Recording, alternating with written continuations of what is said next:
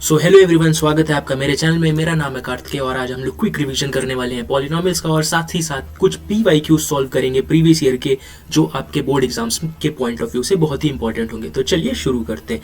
तो सबसे पहले हम लोग कुछ फंडामेंटल बात करेंगे कि पॉलिनॉमियल्स है क्या, पॉलिनॉमियल्स के बारे में कुछ जो आप शायद थोड़ा बहुत जानते होंगे। तो बहुत क्विक फास्ट में हम लोग ये सारी चीज़ें करेंगे। तो पॉलिनॉमियल्स क्या है? तो पॉलिनॉमियल्स दरअसल पॉली मीन्स मैनी और नॉमियल्स मीन्स टर्म्स। ऐसा कोई भी एल्जेब्रिक एक्सप्रेशन जो बहुत ढेर सारे टर्म से मिलकर बना होता है तो उनको हम पॉलिनॉमियल्स बोलते हैं। ठीक है, जैसे यहाँ दिया है पॉलिनॉमियल्स एक मैथमेटिक एक्सप्रेशन है जिसमें वेरिएबल्स और कोफिशिएंट्स होते हैं। वेरिएबल्स होते हैं और उनके कोफिशिएंट्स होते हैं।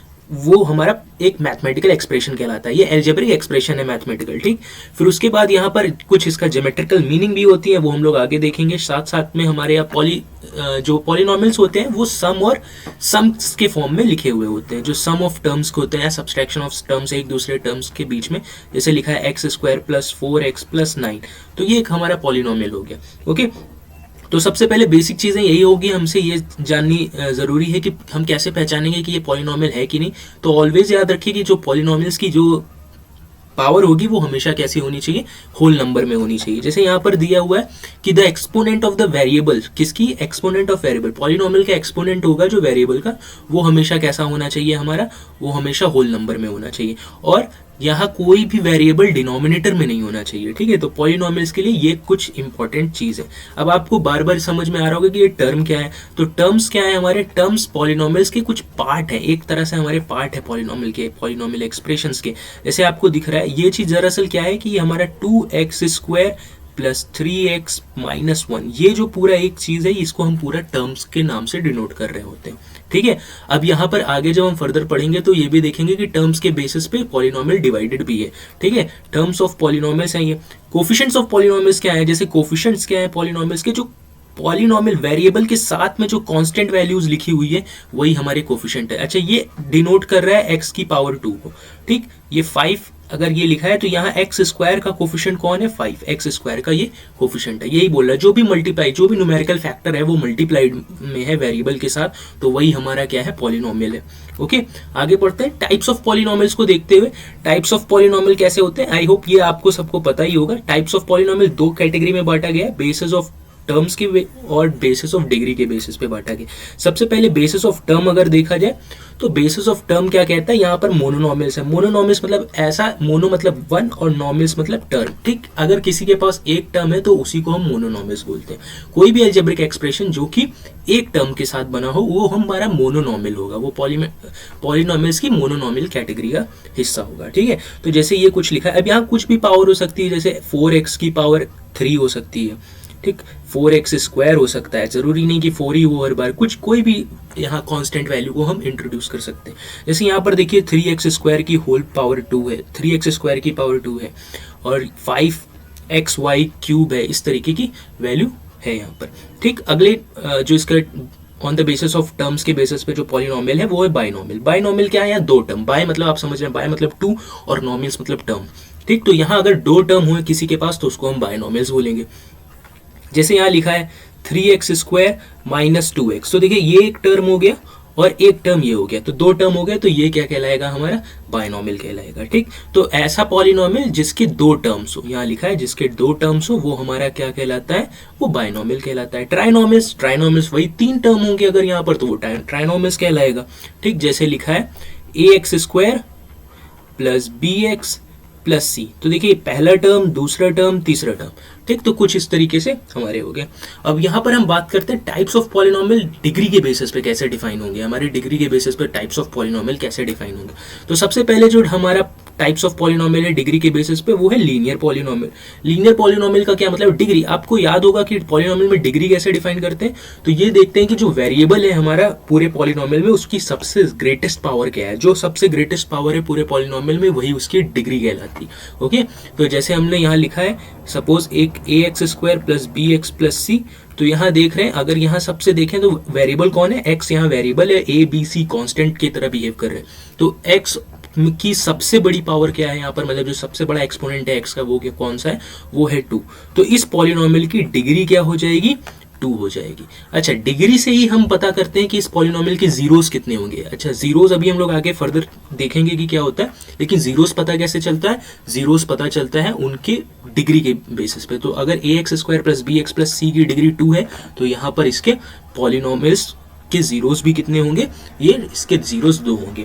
ठीक, लेकिन ये लीनियर पॉलिनोमियल नहीं है। लीनियर पॉलिनोमियल की बात करते हैं, हमने बात करी डिग्री के बेसिस पे, अब ये लीनियर पॉलिनोमियल के बारे में बात करते हैं। लीनियर पॉलिनोमियल ये ऐसा पॉलिनोमियल जहां पर एक्सपोनेंट की पावर 1 हो।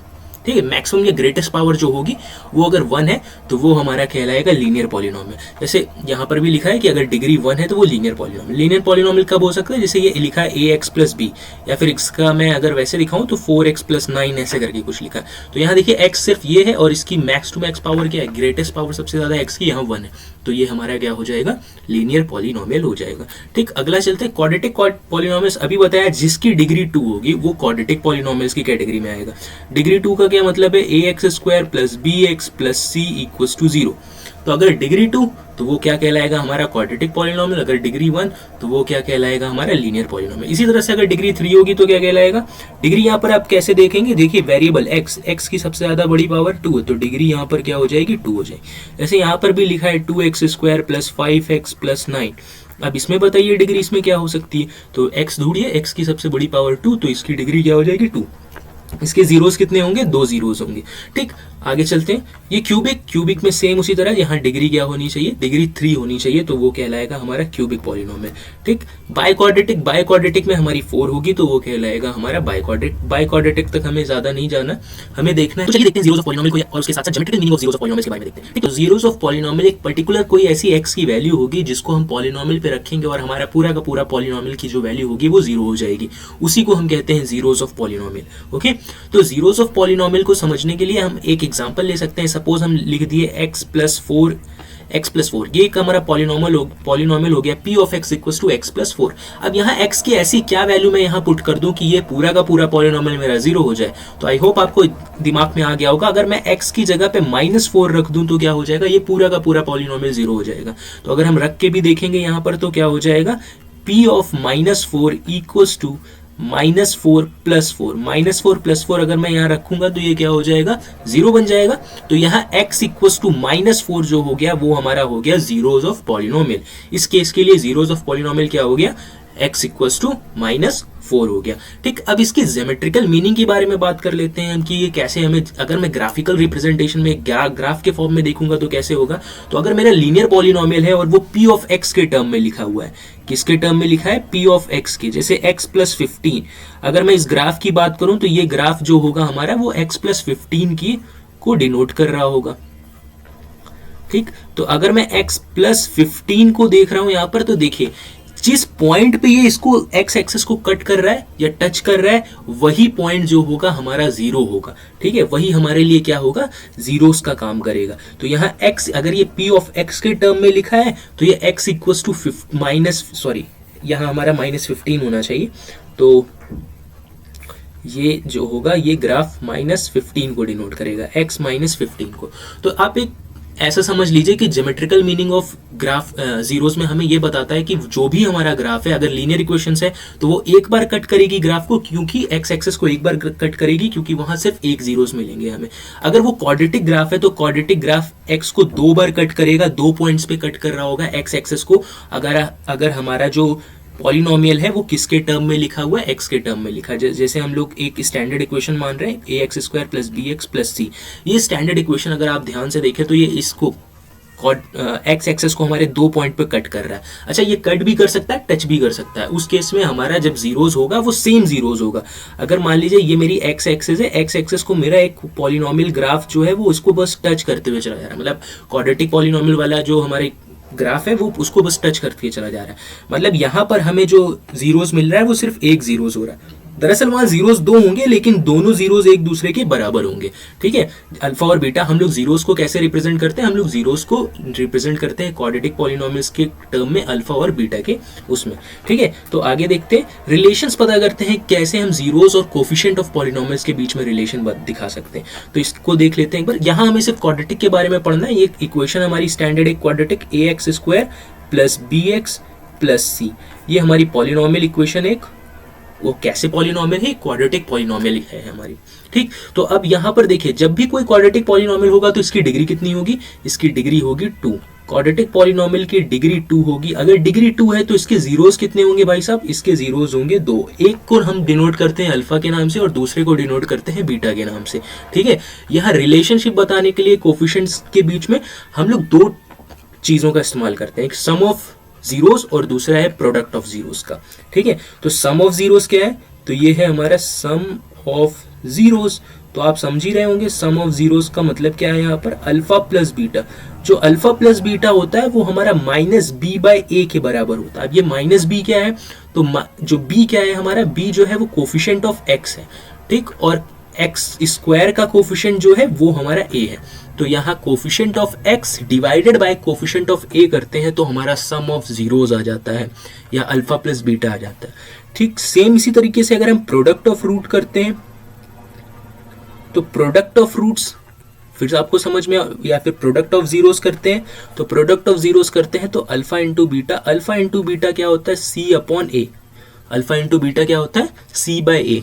ठीक, तो c क्या है, c हमारा कांस्टेंट टर्म है जो यहाँ लिखा है कांस्टेंट, जिसके साथ कोई x नहीं है, और एक हमारा a जो है कोफिशिएंट ऑफ x स्क्वायर है। इसको अगर हम डिवाइड करते हैं तो वो हमारा अल्फा इंटू बीटा को डिनोट कर रहा है। अल्फा और बीटा क्या है, फिर से बात करते हैं। अल्फा और बीटा यहाँ हमारे जीरोज हैं, 2 जीरोज, क्योंकि डिग्री 2 तो 2 जीरोज होंगे यहाँ पर, तो अल्फा और बीटा हमारे जीरोज को डिनोट कर रहे हैं। ठीक है, अच्छा, इन्हीं जीरोज की मदद से हम पॉलिनोमियल्स या फिर बोल सके हम ये क्वाड्रेटिक पॉलिनोमियल जनरेट भी कर सकते हैं।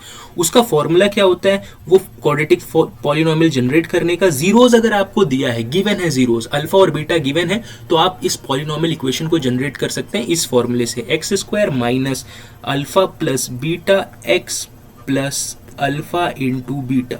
ठीक है, तो इसकी मदद से हम इसको जनरेट भी कर सकते हैं। अगर हम इसको पढ़ना चाहे तो कैसे बोलेंगे, x square minus sum of roots या sum of zeros x plus product of zeros. ठीक, ये सम ऑफ जीरोस है और ये क्या डिनोट कर रहा है हमारा, प्रोडक्ट ऑफ जीरोस को डिनोट कर रहा है। ये सम ऑफ जीरोस को डिनोट कर रहा है, ये प्रोडक्ट ऑफ जीरोस को डिनोट कर रहा है। तो इस तरीके से भी हम इसको पता कर सकते हैं। अच्छा, अब ये क्वाड्रेटिक पॉलिनोमियल, अब आपको ये समझ में आ रहा होगा कि भैया ये तो आप बता दिए, लेकिन आपको ये नहीं बताया कि कैसे क्वाड्रेटिक पॉलिनोमियल को सॉल्व करेंगे। तो क्वाड्रेटिक पॉलिनोमियल को सॉल्व करने के लिए जो तरीका इस्तेमाल करते हैं हम लोग, वो होता है हमारा फैक्टराइजेशन।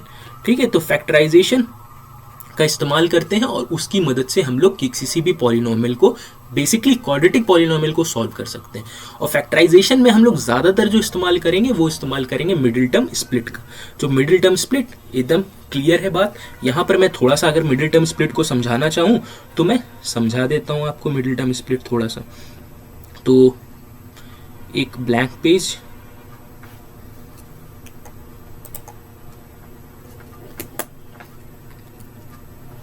ठीक, एक पेज हम लोग बना लिए यहाँ पर। यहीं पर हम लोग आपको समझा देते हैं कि यहाँ फैक्टराइजेशन या फिर कैसे मिडिल टर्म स्प्लिट बेसिकली हम लोग यहाँ पर अप्लाई करते हैं। ओके, तो चलिए जल्दी से देखते हैं कि मिडिल टर्म स्प्लिट को कैसे अप्लाई।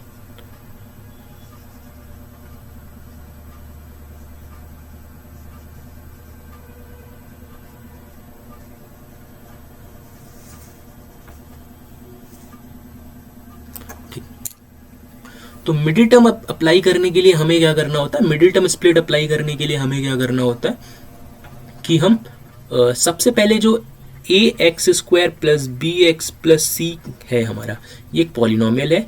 इसमें हम लोग क्या करते हैं, सबसे पहले जो एक्स स्क्वायर का कोफिशिएंट है ए, उसको मल्टीप्लाई करते हैं कांस्टेंट टर्म से। ठीक, अगर हम जो भी कांस्टेंट टर्म से मल्टीप्लाई किए, वहां कांस्टेंट टर्म से मल्टीप्लाई करने पे हमें कुछ मिलेगा, एसी कोई नंबर मिल जाएगा यहाँ पर। वो नंबर को हम क्या करते हैं, फैक्टराइज करते हैं। ठीक है, फैक्टराइज करते हैं, या जिसे आप कॉमन लैंग्वेज में एलसीएम बोलते होंगे, एलसीएम करते हैं। ठीक है, लेकिन उसको हम फैक्टराइज बोलते हैं, तो उसको फैक्टराइज ही बोला जाता है, तो उसको हम फैक्टराइज करते हैं। ठीक, अब उसको फैक्टराइज जब हम लोग कर रहे होते हैं तो फैक्टराइज करने के बाद हमें कुछ वैल्यूज मिल रही होती हैं। उस वैल्यूज को हम कुछ ऐसा अरेंज करते हैं कि उसे प्लस या माइनस करने पे हमें बी वाली वैल्यू मिल जाए। उन वैल्यू को कुछ ऐसा अरेंज किया जाता है कि ऐसे अरेंज करने के बाद उसको हमें क्या करना होता है, कुछ प्लस या माइनस करते हैं ताकि हमें बी वाली वैल्यू, मतलब कोफिशिएंट ऑफ एक्स, वहां से हम लोग को मिल जाए। ठीक, तो चलिए एक क्वेश्चन के थ्रू अगर मैं समझाना चाहूँ तो कुछ ऐसे, जैसे मान लीजिए मैं लिखा x square plus 5x plus 6। ठीक, यहाँ एक मेरी पॉलिनोमियल है ये। अब इस पॉलिनोमियल को मुझे सॉल्व करना है, x square plus 5x plus 6। अब मैं इसको कैसे सॉल्व कर सकता हूँ? तो देखिए सबसे पहले देखिए कोफिशिएंट ऑफ एक्स स्क्वायर कौन है, तो कोफिशिएंट ऑफ एक्स स्क्वायर 1 है, तो 1 को किससे मल्टीप्लाई कर दीजिए, 6 से मल्टीप्लाई कीजिए। अगर 6 को 1 से इसको मल्टीप्लाई करेंगे तो क्या हो जाएगा, ये हमारा हो जाएगा 6 1 जा 6। अब 6 को ऐसा फैक्टर करना है कि प्लस या माइनस करने पे हमारा क्या है, मिडिल वाली वैल्यू है। ठीक, हम मिडिल वाली वैल्यू ले आनी चाहते हैं, तो सबसे पहले इसको फैक्टर करते हैं। तो 3 2 जा 6 और 2 1 जा 6। ठीक, 2 से भी आप ले जा सकते हैं पहले, कोई दिक्कत नहीं। ठीक, तो वही तो अब इसको हम कैसे अरेंज करें, ये जो हमारी फैक्टराइज वैल्यू आई है फैक्टर होके उनको ऐसे अरेंज करना है कि प्लस या माइनस करने पे हमारा 5 आ जाए। तो चलिए अरेंज करके देखते हैं इनको। तो आपको एकदम सीधे दिख रहा होगा कि 3 + 2 करेंगे तो क्या मिल जाएगा, 5 मिल जाएगा, और 3 × 2 करेंगे तो क्या हो जाएगा, हमारा 6 आ जाएगा। तो ये दोनों काम हो रहा है, मतलब प्रोडक्ट करने पे हमारी ये वाली वैल्यू मिलनी चाहिए, ये प्रोडक्ट वाली वैल्यू मिलनी चाहिए, और ऐड करने पे हमें क्या आनी चाहिए, मिडिल वाली वैल्यू। तो ये ऐड करने पे आ रही है, तो हमने क्या कर दिया, 5 को स्प्लिट करके कैसे लिख सकते हैं, 3 + 2 लिख सकते हैं। तो एक्स स्क्वायर प्लस 5 को स्प्लिट करके क्या लिख सकते हैं, 3 + 2x प्लस 6 लिख सकते हैं। अब क्या करेंगे, x square plus bracket open करेंगे तो ये हो जाएगा 3x + 2x + 6। अब पेयर बनाएंगे और कॉमन वैल्यूज लेंगे। इसमें से क्या कॉमन ले सकते हैं, तो इसमें से x कॉमन ले सकते हैं, क्या बचेगा भाई लोग, x + 3। इसमें से क्या कॉमन ले सकते हैं, 2, क्या बचेगा, x + 3। होल में से क्या कॉमन ले सकते हैं, पूरे में से, तो पूरे में से कहेंगे कि x और +3 कॉमन ले लेते हैं, और क्या बच जाएगा, x + 2। x + 3 बाहर चला गया तो क्या बचेगा, x + 2 बच जाएगा। तो इस तरीके से हम किसी भी पॉलिनोमियल को फैक्टराइज भी कर सकते हैं। आई होप आपको हम फंडामेंटल चीज़ें, जो थोड़ी बहुत चीज़ें थी बेसिक, वो हमने बात करी। आगे चलते हैं, जो प्रीवियस ईयर PYQs हैं जो बहुत ही इंपॉर्टेंट है, और हो सकता है इसी के आसपास आपके क्वेश्चंस बने, और हो सकता है ऐसे ही क्वेश्चन बने, बस आपकी वैल्यूज चेंज हो। तो चलिए देखते हैं। ठीक, तो ये पॉलिनोमियल्स के कुछ 1-2 साल में आए हुए क्वेश्चंस है। सबसे पहला क्वेश्चन ये है हमारा, कह रहा है alpha and betas are zeros of polynomial. तो इस पॉलिनोमियल के जीरोज हैं अल्फा और बीटा। किसके जीरोज हैं, P ऑफ x के जीरोज है, x square plus x minus 1 के जीरोज है। कौन जीरोज है भाई साहब, अल्फा और बीटा जीरोज है। तो यहां से इनको अल्फा बीटा निकालना है, और इसकी वैल्यू हमसे पूछ रहा है, निकाल के बता दीजिए भैया। कह रहा है कि 1/अल्फा प्लस 1/बीटा की वैल्यू निकाल के बता दीजिए। तो प्रॉब्लम ये स्टार्ट हुई कि हमें तो पता ही नहीं है इसकी वैल्यू कैसे निकालते हैं अल्फा और बीटा की। तो कुछ नहीं, जब कभी नए समझ में आया तो ये इस कंडीशंस में हमें एलसीएम लेना चाहिए।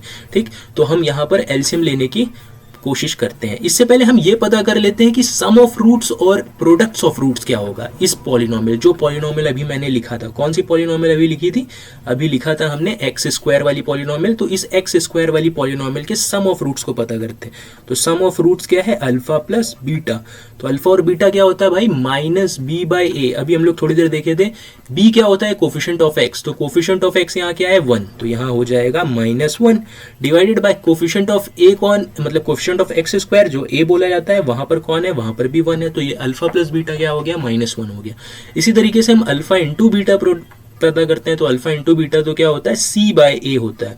तो यहाँ देखिए c क्या है, तो c है हमारा -1 और a तो 1 है, या अभी पहले पता किया था, तो -1/1। तो प्रोडक्ट ऑफ रूट भी -1 आया और सम ऑफ रूट्स भी -1 आया। अब बस इसको सॉल्व करते हैं। तो जो हमारा दूसरा क्वेश्चन, जो क्वेश्चन का हमारे पूछा है, वो वैल्यू पूछा है 1/अल्फा प्लस 1/बीटा। तो क्या करेंगे, इसका एलसीएम लेंगे। कैसे एलसीएम लेंगे, क्रॉस मल्टीप्लाई। इसको इधर मल्टीप्लाई कर देते हैं, इसको इधर मल्टीप्लाई कर देते हैं, और इन दोनों को आपस में मल्टीप्लाई कर देते हैं। ऐसे भी हम एलसीएम ले सकते हैं।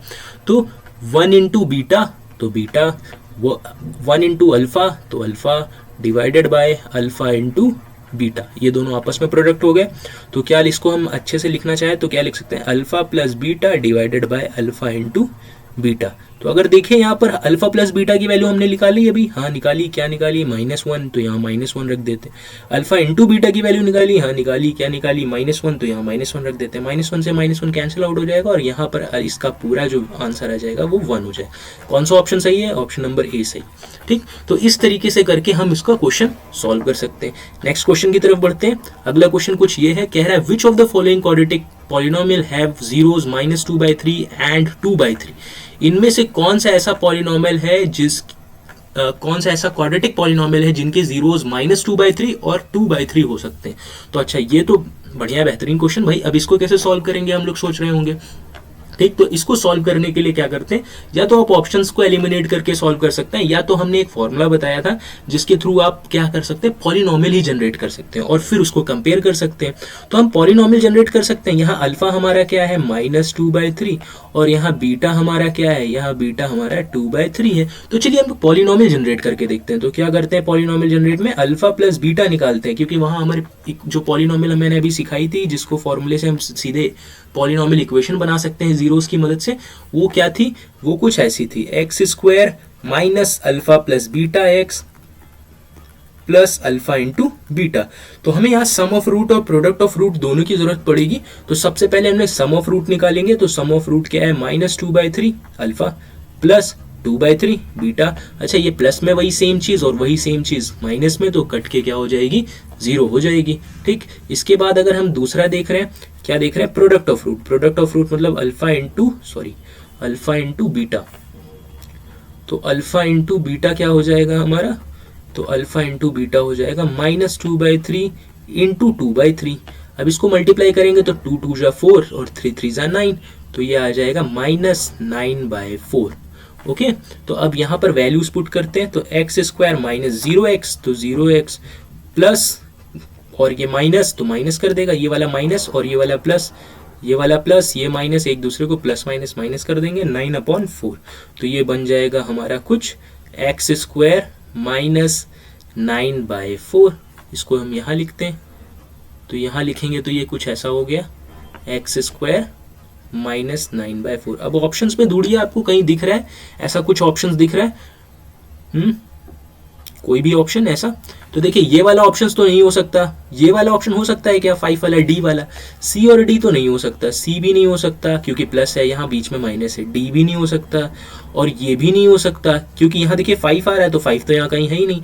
और ये भी नहीं हो सकता, क्यों, क्योंकि यहाँ तो बीच में प्लस आ रहा है लेकिन यहाँ माइनस आ रहा है। तो ऑप्शन हमारा कौन सा सही होगा, ऑप्शन नंबर ए। और अगर आप एलसीएम लेंगे तो देखिए इसको हम ऐसे भी तो लिख सकते हैं, 4x² माइनस 9 लिख सकते हैं कि नहीं। ठीक, तो ये वाला हमारा जो हो गया वो बन जाएगा हमारे लिए ऑप्शन नंबर डी, जो सॉरी ऑप्शन नंबर ए हमारा जो है वो करेक्ट ऑप्शन।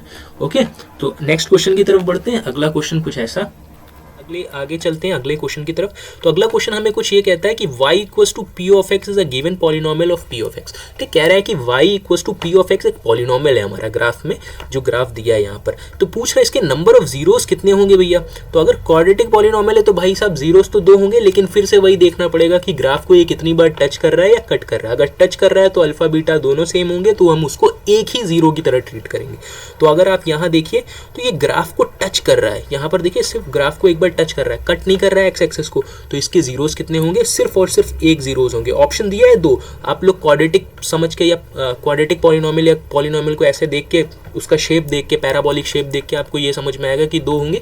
लेकिन फिर से ध्यान दीजिएगा, अगर ग्राफ सिर्फ टच कर रहा है तो उसके पॉलिनोमियल सिर्फ और सिर्फ कितने होंगे, उसके जो जीरोस होंगे पॉलिनोमियल्स के वो सिर्फ एक जीरोस होंगे। वहाँ अल्फा और बीटा दोनों के केस सेम होते हैं, तो उनको हम अलग अलग ट्रीट नहीं, एक ही की तरह ट्रीट करते हैं। तो यहाँ एक होंगे। अच्छा, ये देखिए डाउनवर्ड पैराबोला बना है। अब पैराबोला कई तरीके से बन सकता है, एक अपवर्ड पैराबोला भी बन सकता है ग्राफ में, एक डाउनवर्ड पैराबोला भी बन सकता है।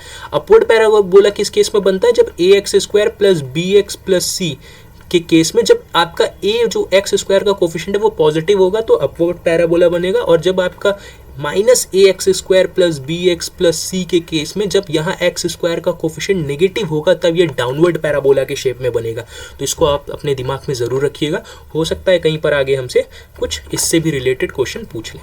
ठीक, आगे चलते हैं। ये हमारा दिया हुआ है, कह रहा है 1 जीरोस ऑफ पॉलिनोमियल, ये नया एक अलग क्वेश्चन कह रहा है, एक जीरोस इस पॉलिनोमियल का रेसिप्रोकल है किसी दूसरे जीरोस से। ठीक, एक जीरो दूसरे जीरो का रेसिप्रोकल है, वाह भाई क्या बात है, एक जीरो दूसरे जीरो का रेसिप्रोकल है, तो आपको k की वैल्यू पता करके बता दीजिए। अच्छा, इस केस में हम क्या कर सकते हैं, इस केस में हमें सीधे सीधे समझ में आ रहा है कहीं ना कहीं सम ऑफ रूट्स और जीरोस ऑफ रूट्स मदद करेगा। क्योंकि और कुछ कर ही नहीं सकते, फैक्टराइज हम इसमें कर ही नहीं सकते, और हम कोई हमें वैल्यू दी नहीं है कि हम वहाँ जीरोस की वैल्यू x की जगह पुट करके कुछ इधर उधर कर ले, नहीं कर सकते। तो यहाँ सीधे हमें मदद करेगा सम ऑफ रूट्स या फिर प्रोडक्ट ऑफ रूट्स मदद करेगा। ठीक है, तो अब देखते हैं यहाँ पर, ये हमारा पॉलिनोमियल है p of x is equal to 6x² plus 37x minus k minus two. यहाँ के की वैल्यू हमें पता करनी है।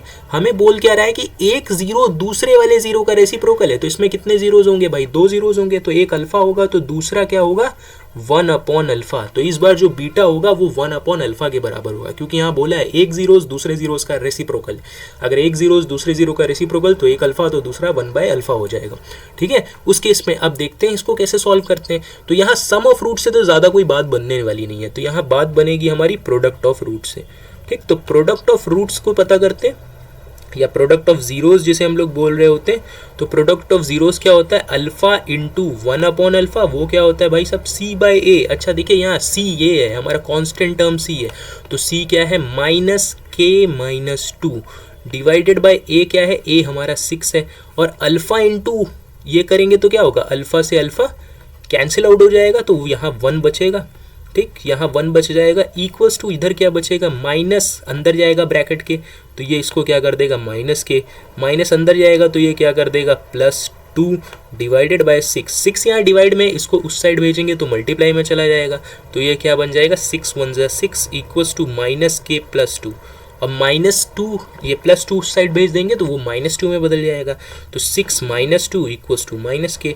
तो अब के की वैल्यू मेरी यहाँ क्या आ जाएगी, यहाँ से आ जाएगी के की वैल्यू -4, क्योंकि माइनस के था तो हम के को फिर से उस साइड भेज दिए दूसरे इक्वल टू के साइड, तो के की वैल्यू -4। तो -4 कौन सा ऑप्शन, ऑप्शन नंबर ए। तो इस तरीके से ऑप्शन नंबर ए सही हो जाएगा। अगले क्वेश्चन की तरफ आगे बढ़ते हैं। फिर से वही क्वेश्चन आया अल्फा और बीटा से रिलेटेड। अल्फा और बीटा से रिलेटेड क्वेश्चन है। यहाँ बोल रहा है कि alpha and beta are the zeros of quadratic polynomial. एक क्वाड्रेटिक पॉलिनोमियल के दो जीरोज, फिर समझ रहे हैं हम लोग, अल्फा एक है और बीटा एक है। फिर यहाँ पर हमसे कुछ नई चीज़ पूछा है, कह रहा वैल्यू पता करके बता दीजिए alpha square plus beta square की क्या होगा। इससे पहले हमने क्वेश्चन जो देखा था उसमें क्या देखा था, 1 अपॉन अल्फा और 1 अपॉन बीटा की वैल्यू पता करके बतानी थी। यहाँ हमसे पूछ रहा है alpha square plus beta square की वैल्यू पता करके बता दीजिए। तो चलिए देखते हैं कि अल्फा स्क्वायर और बीटा स्क्वायर की वैल्यू हम कैसे पता कर सकते हैं। तो हमारा जो पॉलिनोमियल है वो क्या लिखा हुआ, इसके लिए भी हमें सम ऑफ रूट्स तो चाहिए ही चाहिए होगा। तो ये क्या लिखा है, x square minus a x minus b. तो यहाँ दिया है p of x equals to x square minus a x minus b. तो सबसे पहले सम ऑफ रूट्स नहीं क्या, सम ऑफ जीरोस पता करते हैं। तो सम ऑफ जीरोस क्या होता है भाई साहब, सम ऑफ जीरोस होता है थोड़ा सा, तो सम ऑफ जीरोस जो होता है वो होता है हमारा माइनस बी बाई ए। तो बी कौन है यहाँ पर, एक्स का कोफिशिएंट। याद रखिए बी मतलब वहाँ बी वाली वैल्यू नहीं, कोफिशिएंट पे हमेशा ध्यान रखिए, एक्स का कोफिशिएंट जो होगा वो होगा तो माइनस ए डिवाइडेड बाय, यहाँ एक्स स्क्वायर का कोफिशिएंट कौन है, तो एक्स स्क्वायर का कोफिशिएंट 1 है। तो माइनस और माइनस क्या हो जाएगा, प्लस हो जाएगा। तो यहाँ सम ऑफ रूट क्या आ जाएगा, ए आ जाएगा। तो सम ऑफ रूट्स यहाँ जो होगा वो ए होगा। अब यहाँ प्रोडक्ट ऑफ रूट के बारे में बात करते हैं। तो प्रोडक्ट ऑफ रूट वैसे हमें यहाँ ज़रूरी तो नहीं है, लेकिन हाँ हो सकता है कहीं ज़रूरत पड़े, तो इसलिए हम प्रोडक्ट ऑफ रूट्स को भी पता कर लेते हैं। तो अल्फा प्लस बीटा क्या दे रहा है हमें, ए दे रहा है। आगे चलते हैं प्रोडक्ट ऑफ रूट्स के बारे में, मतलब अल्फा इंटू बीटा। तो अल्फा इंटू बीटा तो सी बाय ए होता है। तो सी की वैल्यू यहाँ क्या है, कांस्टेंट टर्म, तो कांस्टेंट क्या है माइनस बी, तो माइनस बी। और यहाँ एक्स स्क्वायर का कोफिशिएंट क्या है, एक्स स्क्वायर का कोफिशिएंट है 1। तो यहाँ हो जाएगा alpha into beta minus b आ रहा है। ठीक, अब ज़रा इस पर नज़र डालते हैं कि अल्फा स्क्वायर और बीटा स्क्वायर। तो अब सोचिए अल्फा स्क्वायर और बीटा स्क्वायर आएगा कैसे। तो अल्फा स्क्वायर बीटा स्क्वायर तभी आ सकता है जब हम कभी स्क्वायर कर रहे हो कहीं पर। ठीक है, तो आगे चलते हैं और इसका स्क्वायर करके देखते हैं। एक और नया पेज क्रिएट कर लेते हैं हम लोग और इस पर स्क्वायर करके देखते हैं इसको।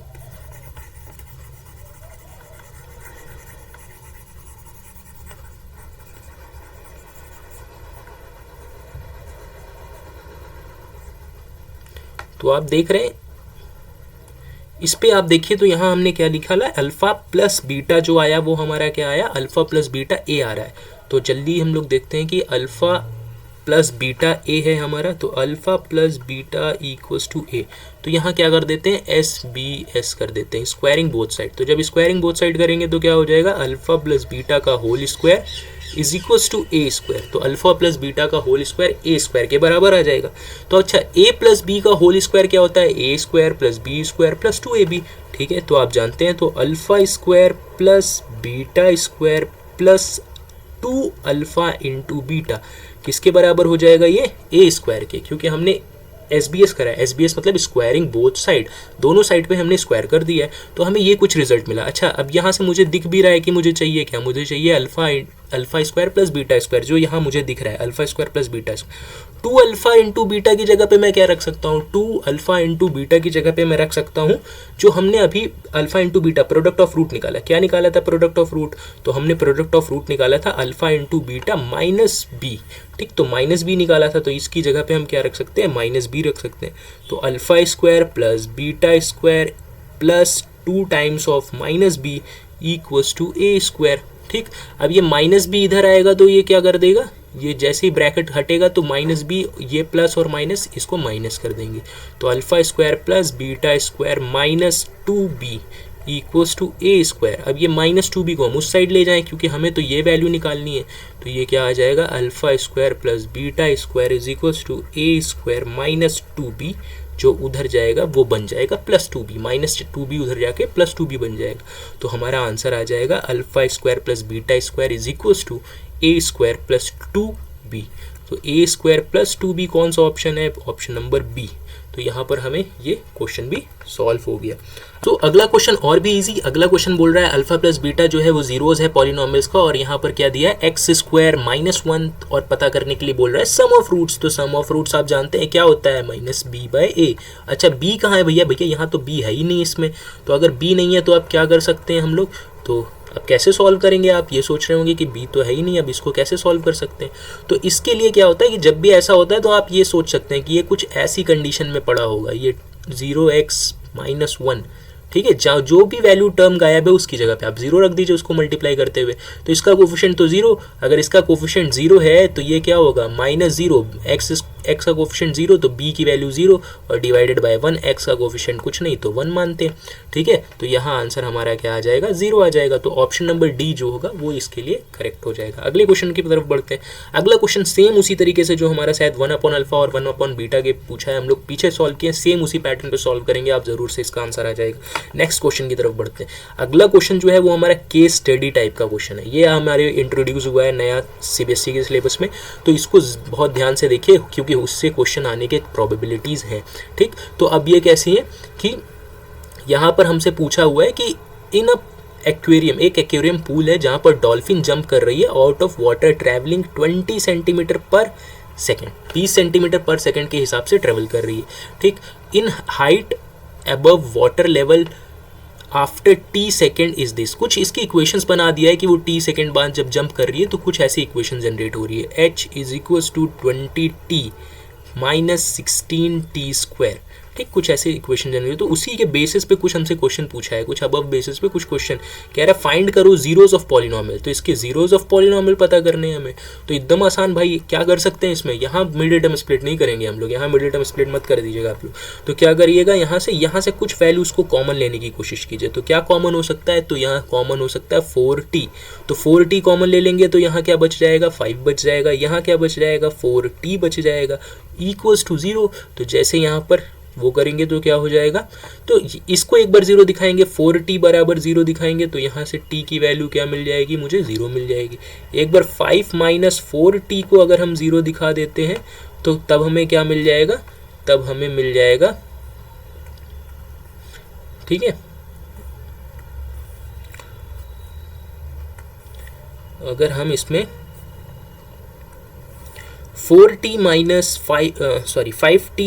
4 को 0 दिखा देते हैं तो यहाँ से हमें क्या मिल जाएगा, 5 इक्वल्स टू 4t, और 4 मल्टीप्लाई में तो उसको उस साइड भेज दीजिए तो 5/4t मिल जाएगा, अप्रॉक्स 1 पॉइंट समथिंग t की वैल्यू जो आएगी। मतलब क्या समझ में आया, अगर ये टाइम हाइट ग्राफ होगा तो टाइम हाइट ग्राफ को एक बार ये 0 पे कट करेगा और एक बार किस पे कट कर रहा होगा, कुछ 1 पॉइंट समथिंग पे कट कर रहा होगा, ये 5.5/4 पे कट कर रहा होगा, ठीक है। लेकिन अगर आप ध्यान से देखिए तो यहाँ x स्क्वायर मतलब जो हमारा टी स्क्वायर का कोफिशिएंट नेगेटिव है, तो मतलब यहाँ पैराबोला कैसा बनेगा, पैराबोला डाउनवर्ड बन रहा होगा। तो अब ये कह रहा है विच ऑफ द फॉलोइंग, हमने जीरोज निकाल लिया, जीरोज क्या आया, एक 0 आया, एक 5/4 आया, 2 जीरोज आ गए, t इक्वल्स टू 0 पे जब वो डॉल्फिन शायद जंप करने वाली है अभी वाटर से, और जब वो जंप करके अंदर जाएगी डॉल्फिन, ठीक, तो वो होगा हमारा 5/4। तो ये 2 बार उसको टाइम एक्सेस को कट करेगी, जो हमारा अगर ट्रेजेक्ट्री अगर हम देखेंगे वहाँ पर, मतलब कि जो हमारे ग्राफ का पूरा पाथ होगा उसके उस पे। तो अब इसमें ग्राफ में हमें पूछा है कि विच ऑफ द, हमसे पूछ रहा है कि which of the following type of graph represents PT. तो कौन से ग्राफ रिप्रेजेंट कर रहा है इसको, मतलब h इक्वल्स टू 20t-16 को।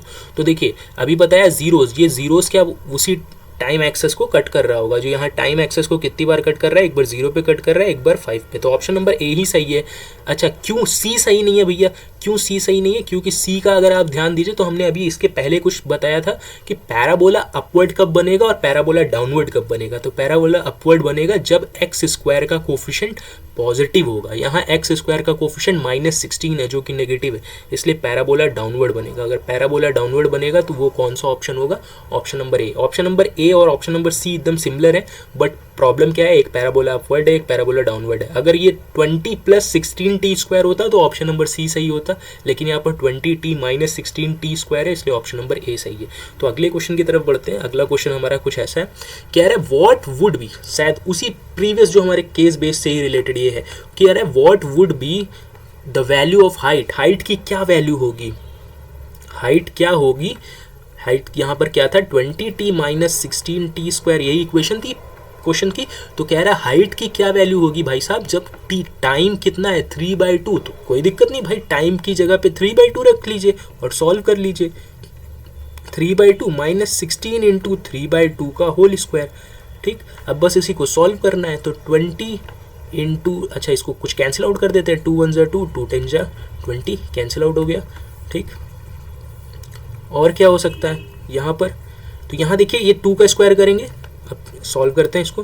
तो 10 × 3 = 30 - 16 × 9/4। ठीक, तो 4 × 1 = 4, 4 × 4 = 16 और 4 × 9, 4 × 9 = 36 ना।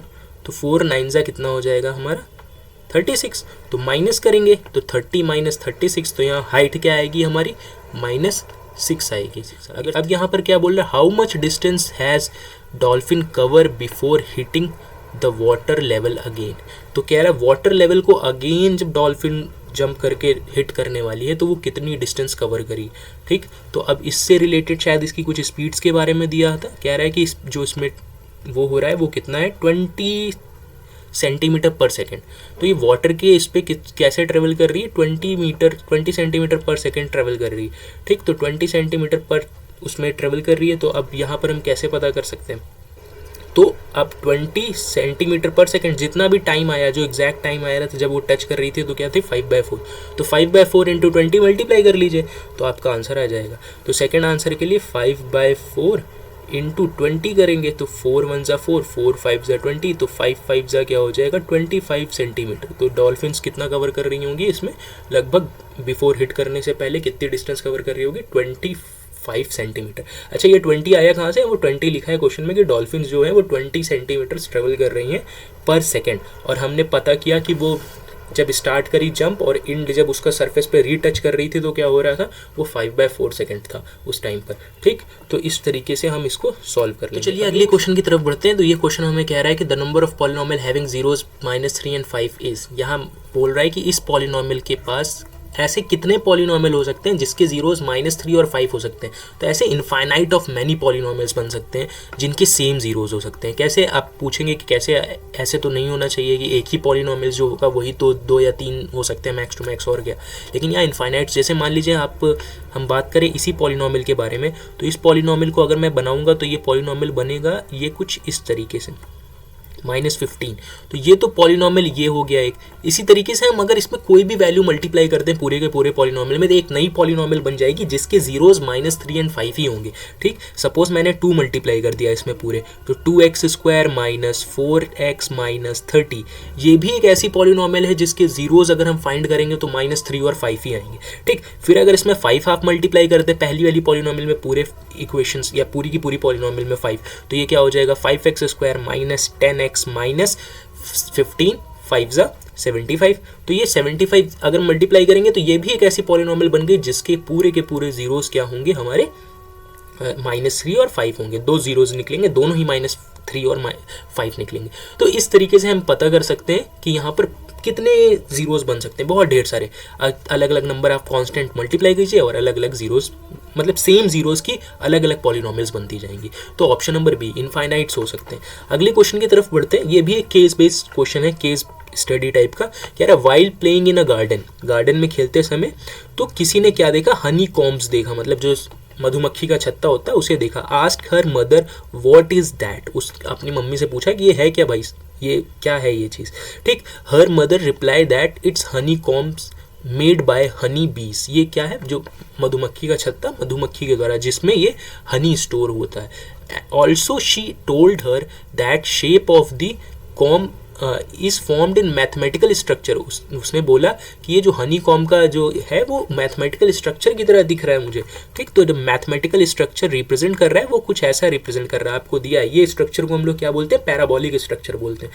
ठीक। तो आप पूछ रहा है कि यहाँ पर कुछ इससे रिलेटेड क्वेश्चन पूछा है आपसे कि बेस्ड और द अबव इन्फॉर्मेशन, कुछ above information answer the following questions. तो पहला क्वेश्चन क्या पूछा है, how many zeros are there for the polynomial representing the graph, इस ग्राफ को रिप्रेजेंट करते समय इस कितने इसके जीरोज हो सकते हैं। तो आपको मैंने बताया जो भी इसकी अगर पी ऑफ एक्स के टर्म में लिखा है तो एक्स एक्सेस को जितनी बार ये कट कर रहा होगा उतनी ही बार उतने ही उसके जीरोज होंगे। तो यहाँ एक्स एक्सेस को 2 बार कट किया है, एक इस पॉइंट पे और एक इस पॉइंट पे, मतलब एक -7 पे और एक +7 पे। तो इसके जीरोज हो जाएंगे -7 एंड +7 हो जाएंगे, ठीक। तो कह रहा है राइट द जीरोज, इसके जीरोज भी लिखना है, बहुत सही। तो एक जीरोज होगा -7 और एक जीरो होगा +7। अभी मैंने बताया जिस जिस पॉइंट पे कट किया वही उसके जीरोज हो जाएंगे।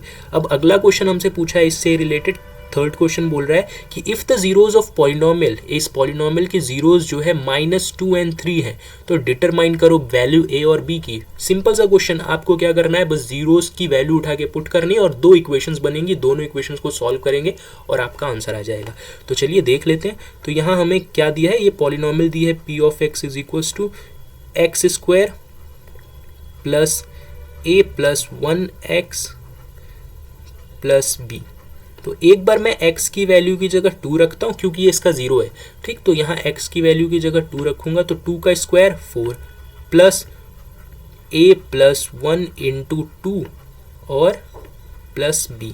अब इसको सॉल्व करते हैं थोड़ा सा, ठीक। ये जीरोज है तो पूरी की पूरी पॉलिनोमियल को 0 कर देगा, ये हम पहले से जान रहे हैं। तो ये क्या हो जाएगा, 4 plus 2a plus 2 plus b equals to 0। क्यों ऐसा हुआ, जब ब्रैकेट के अंदर गया तो 2a से मल्टीप्लाई हुआ और 2 1 से मल्टीप्लाई हुआ। 4 प्लस 2 6 हो जाएगा, तो 6 प्लस 2a प्लस b बराबर 0। तो ये बन जाएगा हमारा 2a plus b equals to 6। 2a plus b equal to -6, हम +6 को उधर लेके चले गए तो -6। तो ये हमारी बन गई इक्वेशन नंबर फर्स्ट, ओके। इसी तरह से हम इक्वेशन नंबर सेकंड बना लेंगे। कैसे, x की वैल्यू की जगह क्या रख देंगे हम लोग, -3। तो p ऑफ उसमें x की वैल्यू की जगह हम लोग -3 रख देंगे। तो जल्दी से इसको भी देख लेते हैं कि ये कैसे हम लोग करेंगे। एक प्लेन शीट लेके तो यहाँ पर हमारा जो इक्वेशन था उसको लिखते हैं। वो इक्वेशन क्या थी हमारी, p of x is equals to x square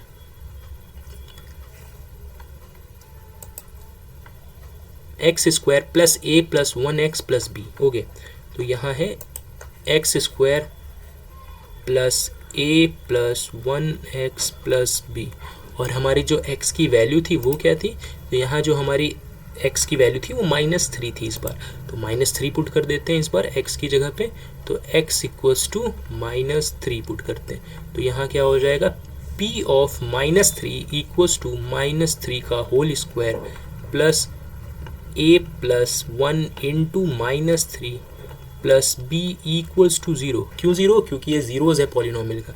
आगे बात करते हैं, तो 3 का स्क्वायर क्या हो जाएगा, -3 का स्क्वायर 9 हो जाएगा, प्लस ये प्लस और माइनस -3a कर देगा, और ये माइनस और प्लस -3 बना देगा, और प्लस b इक्वल टू 0 हो जाएगा।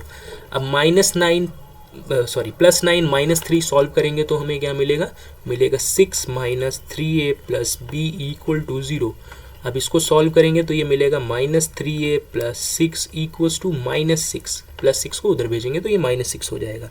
इससे पहली जो इक्वेशन बनी थी वो इक्वेशन क्या थी, वो इक्वेशन थी हमारी 2a + b -6 के बराबर, और ये इक्वेशन जो बनी वो क्या बनी, -6 के बराबर ये भी बनी। तो इधर ही हम इक्वल टू करके क्या लिख सकते हैं, 2a + b लिख सकते हैं, यही लिख सकते हैं कि नहीं, हाँ 2a + b लिख सकते हैं, वो भी -6 के बराबर थे और ये भी -6 के बराबर है, तो इस तरीके से हम दोनों की जगह लिख सकते हैं।